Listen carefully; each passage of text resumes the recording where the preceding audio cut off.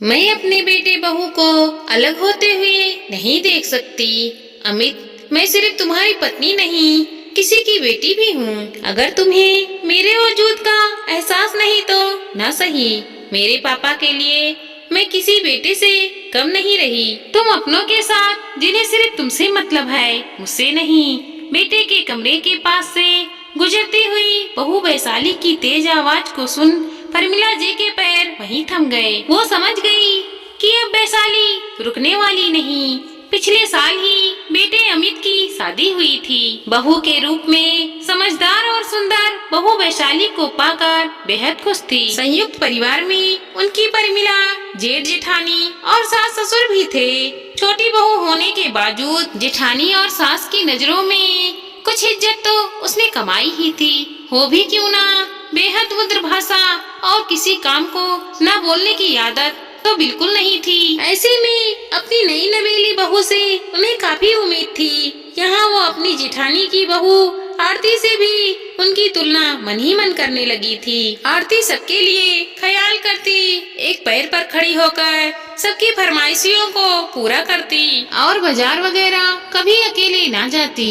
इस घर में औरतों के हाथ में खुद से खर्चाने रुपए भी नहीं दिए जाने का रिवाज भी चला आ रहा था। शादी के पहले वैशाली को इस बारे में कुछ भी नहीं पता था, लेकिन बाद में धीरे धीरे सब कुछ साफ होता गया। शुरुआती समय में उसने यह सभी नियम अपनाने की बहुत कोशिश की, लेकिन अब ये सब कुछ उसे आसानियत लगने लगा, कारण वो आधुनिक और खुले विचारधारा रखने वाली लड़की थी। हालांकि वैशाली सिर्फ औरतों के लिए पाबंदी पद और हुजरी के खिलाफ थी, जो कि घर के पुरुषों द्वारा नहीं बल्कि औरतों द्वारा ही नियमित था। लेकिन कोमल स्वास्थ्य और सबकी चिंता रखने की उसमें नेक भावना भी थी। अब आए दिन पति और पत्नी दोनों में मनमुटाव बढ़ने लगा। कमरे के अंदर होने वाली बहस धीरे धीरे परिवार के बीच भी दूरियां पैदा करने लगी। घर की महिलाओं द्वारा वैशाली को कमजोर और बेशरम जैसे बुरे शब्दों से नवाजा जाने लगा।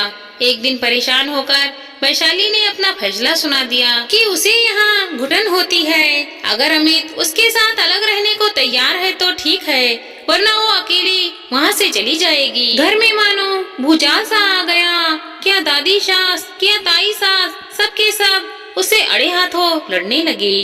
ताने पर ताने मिल रहे थे, लेकिन एक और खड़ी होकर परमिला जी मना न कर रही थी उन बातों को लेकर जिसने उनका वास्तविक साफ किया एक छोटी बहू तक ही सीमित करके रख दिया। वो भी जब शादी करके इस घर में आई तो पुरुषों को सर्वाधिकार, सक्षम रहने और औरतों को दबा कर रखने वाली सोच को अपने जीवन की सच्चाई मानकर स्वीकार कर लिया। कभी कभी उनकी आत्मा भी उन्हें उस्काती कि इसका विरोध करो, लेकिन इसका अंजाम भी उसे पता था। इतना असमर्थ भी नहीं था उसमें, क्योंकि उसके मायके की इज्जत पर वाट न लग जाने का डर सताता था। तो उसने एक रत्ती भर की कोशिश न की। आज वो क्या कर रही है, खुद ही अपने बहू के साथ वही होता हुआ देखना चाहती है और करना चाहती है जो स्वयं सही। अमित बेटा, तो वैशाली को लेकर अपना अलग इंतजाम कर ले। मैं अपनी बहू और बेटे को अलग होते हुए नहीं देख सकती ना, न ही उसे इस घर में अपनी इच्छाओं को तिंजल देते हुए नहीं देख सकूंगी।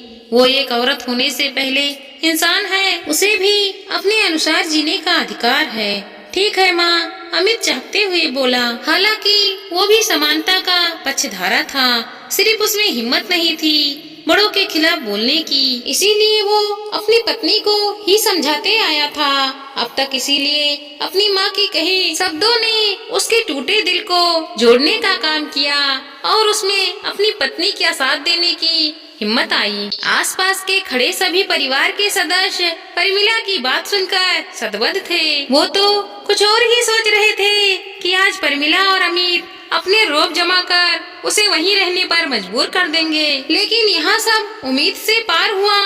एक और परमिला खुश थी कि उसकी बहू ने हालात से समझौता नहीं किया। उसकी तरह वो भी उसे रोकना नहीं चाहती थी, क्योंकि उसे पता था इतनी जल्दी सबकी सोच नहीं बदलेगी। लेकिन शुरुआत तो हो चुकी थी। दोस्तों, हमारी ये छोटी सी कहानी आपको अच्छी लगे तो शेयर करें, लाइक करें और सब्सक्राइब करें। धन्यवाद दोस्तों।